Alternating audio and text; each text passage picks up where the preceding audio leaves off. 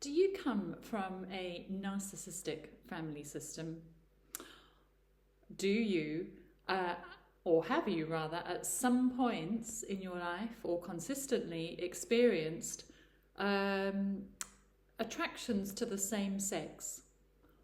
Or have you also experienced a sense of sexual shame that doesn't feel like it quite belongs to you?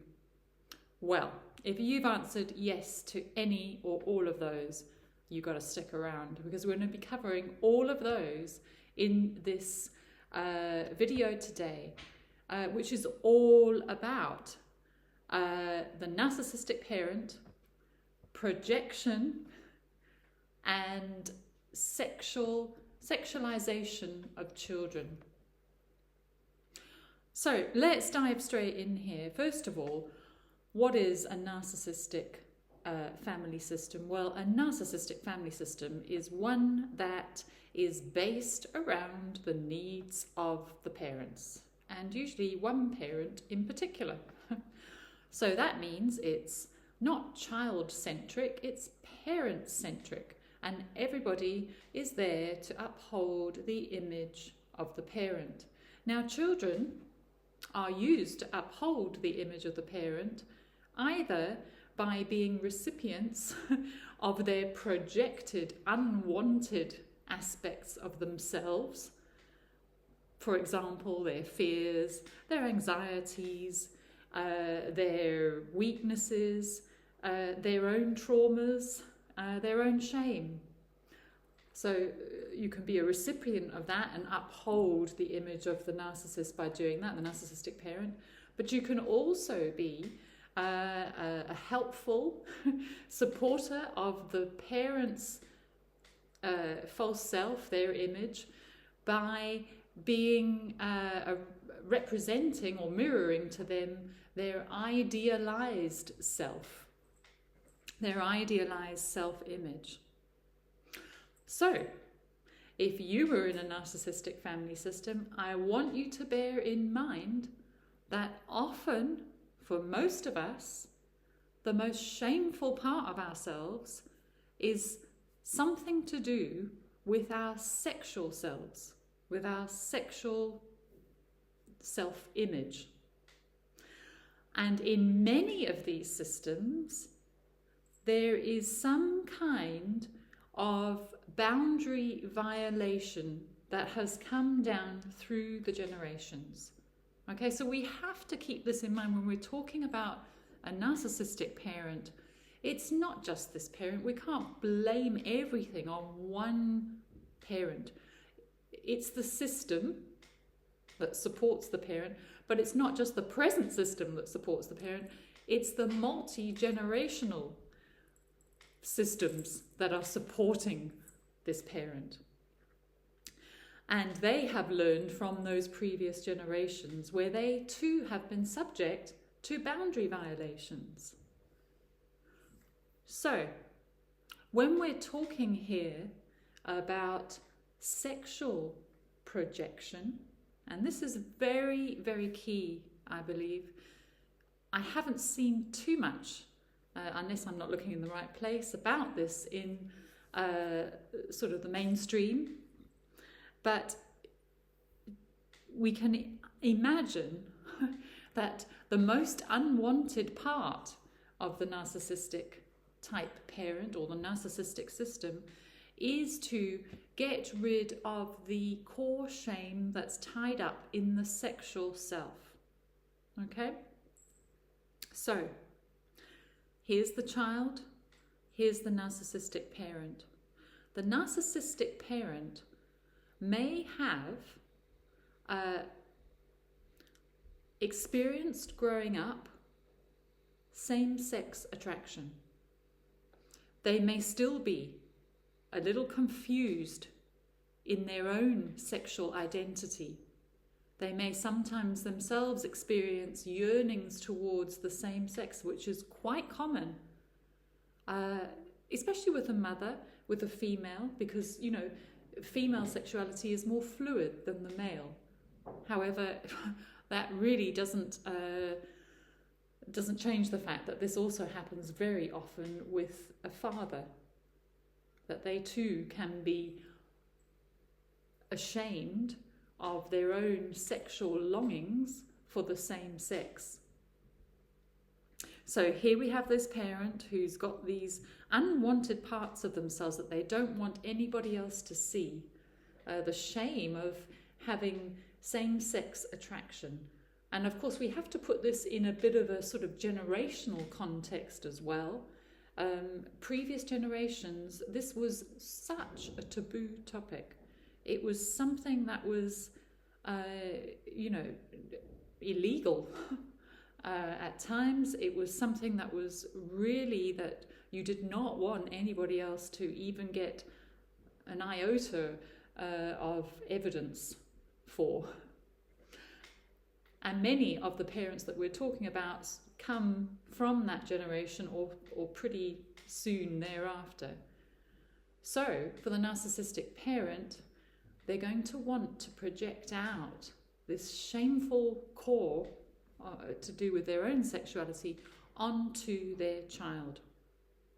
Now, it's my suggestion that this could be one of the many key contributing factors to the development of identity, sexual identity confusion in children as they grow up. Because what we have to understand, and here's another gem I'm dropping today, much like Melanie Klein said, that a great psychoanalytic author, researcher, she said, it's not just about the parent projecting out ideas onto the child through suggestion, through words, through how they are with the child. It's also about nurturing that projection. So it's like the narcissistic parent has this seed of shame about their own same-sex attraction. It's secret. It's something that they want to get rid of. They want to see outside of themselves so that they don't have to face it in themselves.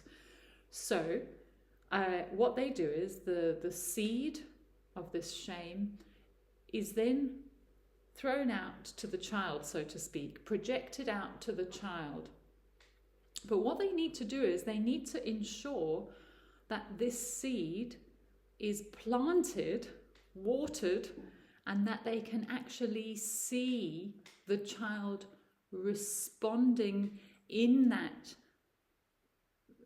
as a result of that, so that they can then see the mirror of their shame in the child. So the child has to respond by mirroring back that nurtured shame within themselves, because that's what makes the parent feel regulated.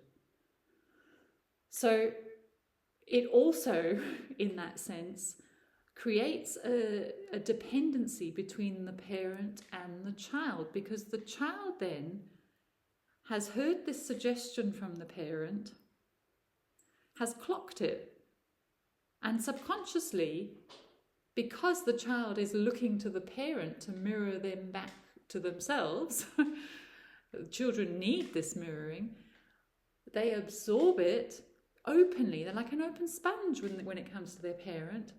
They take in this seed, which has somehow been picked out in them by the parent, or the parent has suggested it to them, like in hypnosis, and they take it in, and of course then they'll be listening out for any further watering of that seed, because the seed's already there now, so it's familiar, there's something there, and it's almost like they're attuned now to listen for further justifying support of this mirror image that they're seeing from their parent.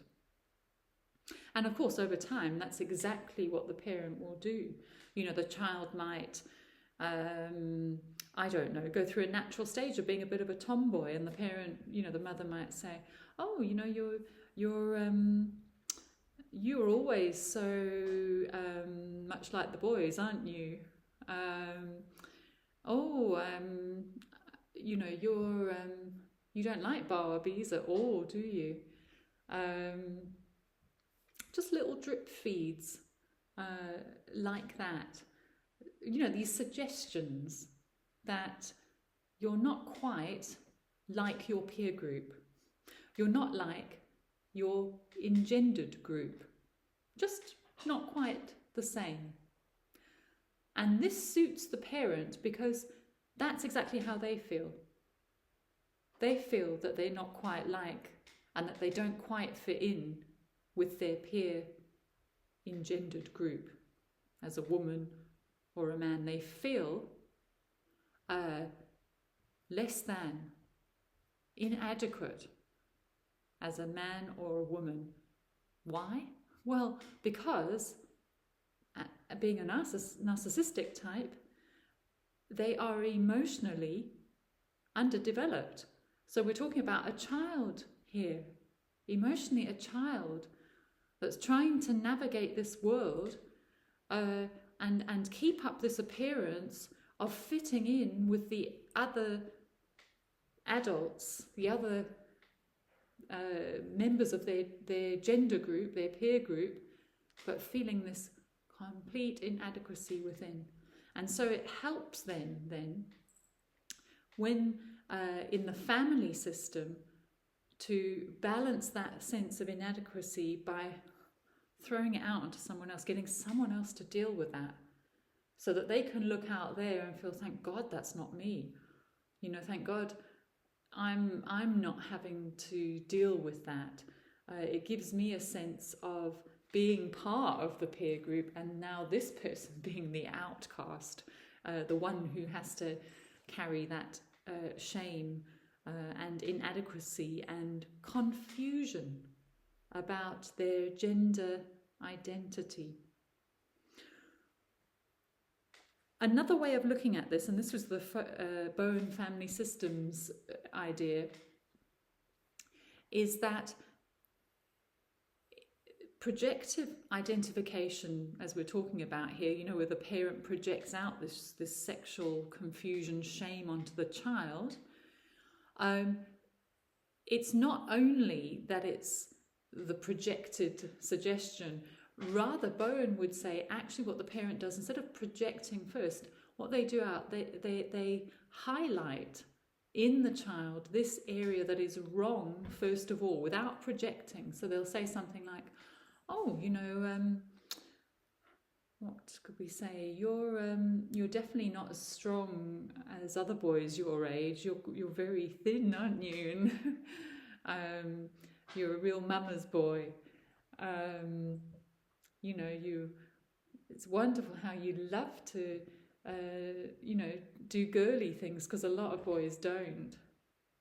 So what in this way of projecting, the parent is actually picking out what the child thinks the parent is actually already seeing in the child, and then the parent will nurture that behaviour, will groom the child in that behaviour. And I use that word groomed, groom, look, it's got a lot of connotations, I know that, but it is a form of grooming. It really is this, it's grooming the child to be the bearer of your shame. Now, often what will happen in these families, as you know, one child will be the golden child, one will be the scapegoat. However, I'm sort of on the fence about that, if I'm honest. I kind of think it's usually a mixture. So, for example, say you've got a golden child, so to speak. The golden child may be, the parent may identify with the golden child some of their key idealized traits and values and the image that they love about themselves, their public persona, their good qualities, and the child will then have to reflect that back to the parent, because that's their role, and that's a privilege in the parent's eyes. But also sometimes they will, I believe, have a bit of the scapegoating in the same child, because that keeps the child in the trauma bond. You've got to always try and step up to be an image of them, a mirror image of them. So for them, their mirror image is the golden child who also bears the weight of their shame, their hidden shame. So, if this was you, you might have found yourself in this situation. You may today, in fact, be struggling with this core sense of shame that you feel you cannot escape from, and you're not quite sure exactly where it's coming from, but you feel that in your core, somehow you're shameful and that your parents saw that somehow, or that they picked that out in you, and that they still do that today. They're able to kind of jump in and just kind of, touch at that little shame point in you. You could quite possibly here be carrying somebody else's shame that is nothing to do with you. And in fact, your responsibility, your role in this family system that you've been born into is to be the warrior, the heroine, the courageous one, and to finally break that projection. Because that projection has been coming down through the generations all the way to you. Are you up for being the one to cut it finally and set yourself free, but also, I believe, set the generations before you free?